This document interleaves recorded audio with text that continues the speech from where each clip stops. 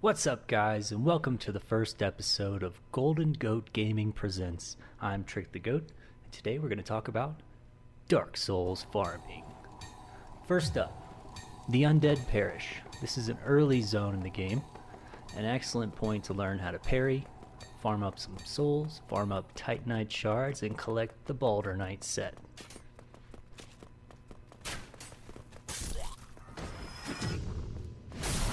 I like to keep my routes short and concise and efficient. So a lot of people will run from one bonfire to the next. But I take a shorter route because I'm really in search of the Baldur Knight sword. It's one of my favorite weapons in the game. You walk real slow across that bridge, that Baldur Knight will not detect you, and you can walk up and backstab it.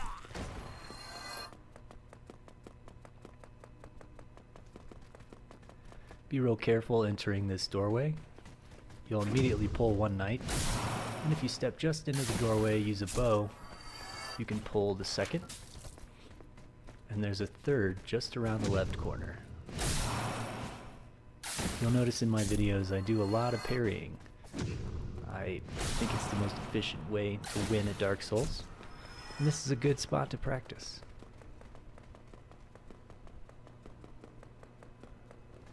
Once you clear this knight on the steps, simply turn around and head back for the bonfire. Next up, Blighttown. This is also a pretty early access point in the game. You gotta come here to ring your second tower bell. Here you can farm large titanite shards and green titanite shards by killing all the slugs in the far left corner here. So we'll run around the outer edge. We're gonna avoid the scaffolding because you'll pull a bunch of extra bugs. We don't need that. You'll notice I'm using great soul arrows. You could also just melee these guys. They're not that powerful. Don't worry so much about being poisoned. You're going to spend all your farming time poisoned in this area.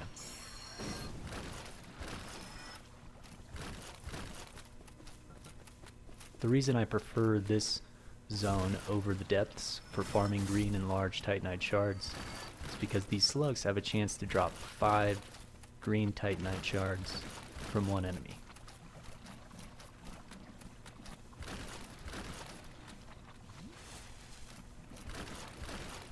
You should be able to complete this circuit in about 1.5 to 2 minutes, and you can either run back or use a homeward bone to head back to the bonfire.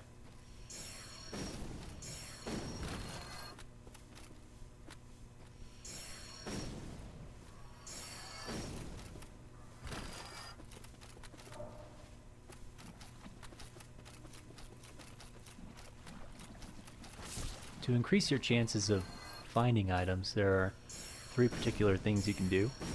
If you have a symbol of avarice, which looks like a mimic, that's a helmet you can wear. You could also wear the gold covetous serpent ring. That increases drop chance. And you could also have 10 humanities. Will increase your item discovery as well.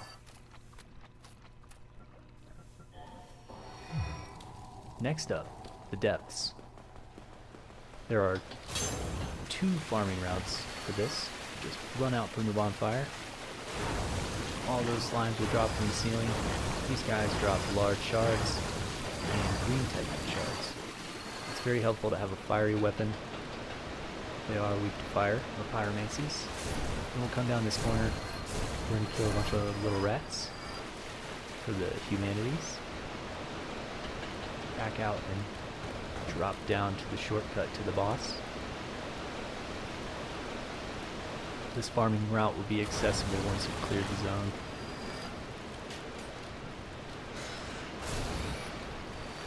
The big rats have a higher chance to drop humanities, so I definitely kill those 3. Get the slimes and 2 more rats, and rinse and repeat.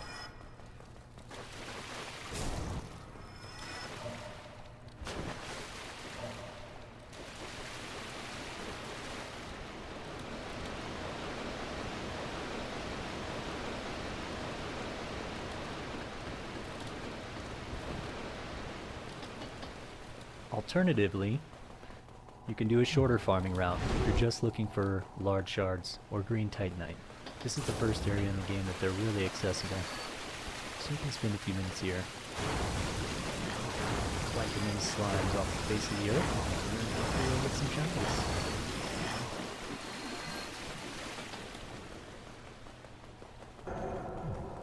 Next up, Anor Londo. This has got to be my favorite farming site in the entire game, simply because I love to parry. There are 12 silver knights. Each of them drops a different weapon or the shield. But I mainly come here for the souls. You need 696 damage to trigger the overkill and get 20% bonus to your soul gain. And with the symbol of avarice, covetous silver serpent ring, and 20% overkill, you will receive 21,774 souls per run in about 2 to 3 minutes.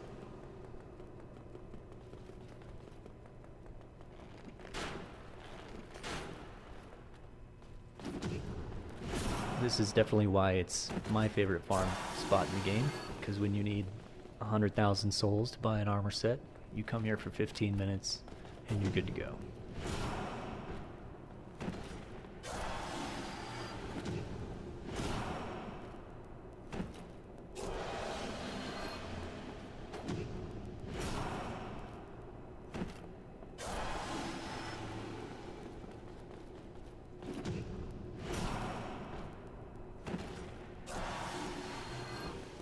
You always should kill the archers, because they drop more souls than the short sword knights.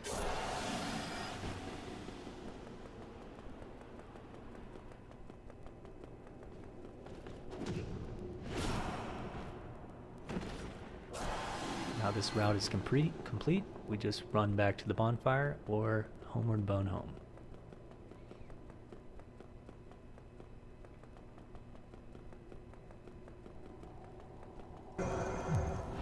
Next up, Londo Ruins. This can be accessed from several different locations. I start from the bonfire below Dark Root Basin, and here we're going to farm titanite chunks, dark wraith weapons, and a good amount of souls per run. It is a bit of a longer route, but it is the most efficient way to farm titanite chunks. Stay light so you're quick, and we'll run by all these dragons. Important to note, this area cannot be accessed until you obtain the Lord Vessel, and then you have to drain the Londo Ruins from the top.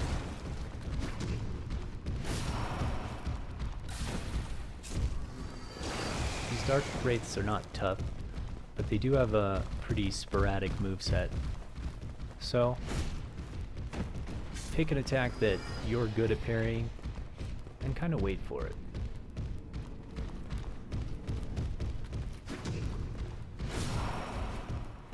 Backstabs are just as effective, but to get that 20% overkill bonus, I always try to go for a parry. You can sneak up on this guy real slowly and backstab him fairly easily.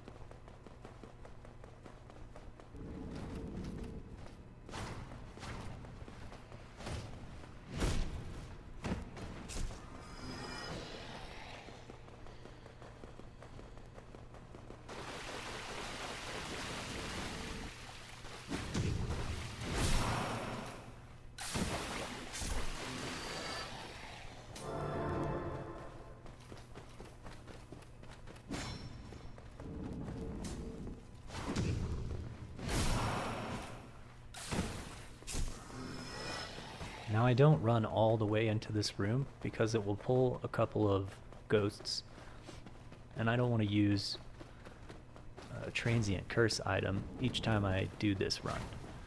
So I'll just pull the 2 dark wraiths down the steps, and it'll leash the ghosts, and they will not follow you.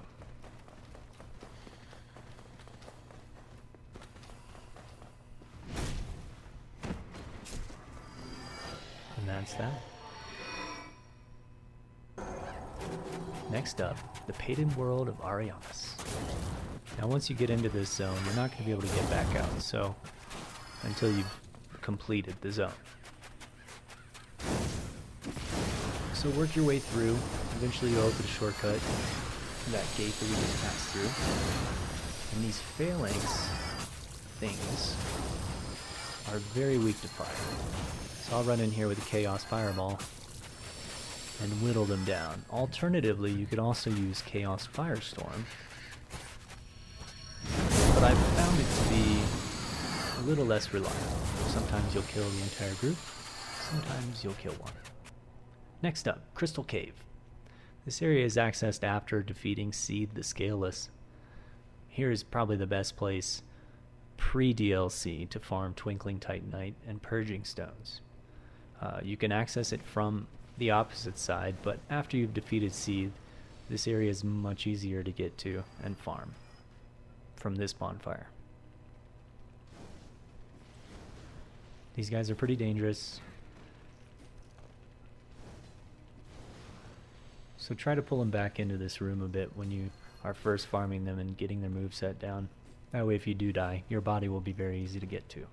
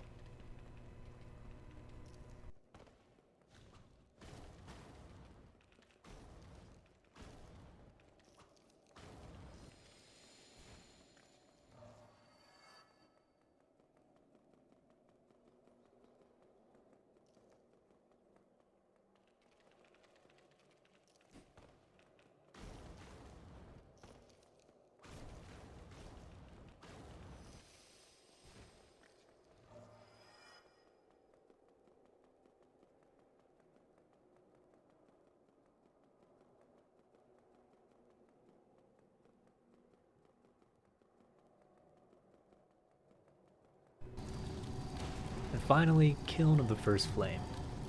There will be 5 Black Knights between the bonfire and the boss door. Each Black Knight drops their respective weapon, a Titanite chunk, a blue, red, or white Titanite.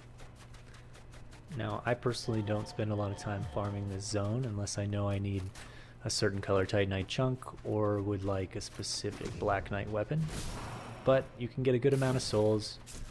It's just a little bit long.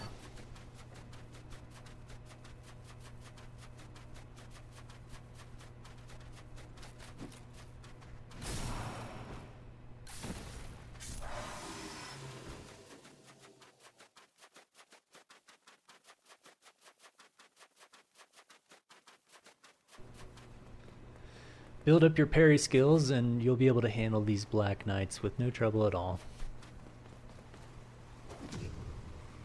Even on this skinny walkway. But, important, don't forget your loot.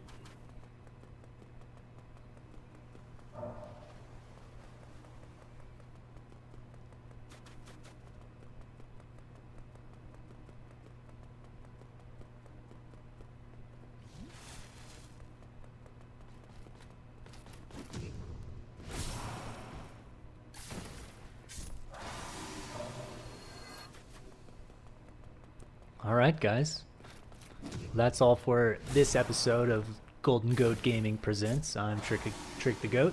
Thank you so much for watching.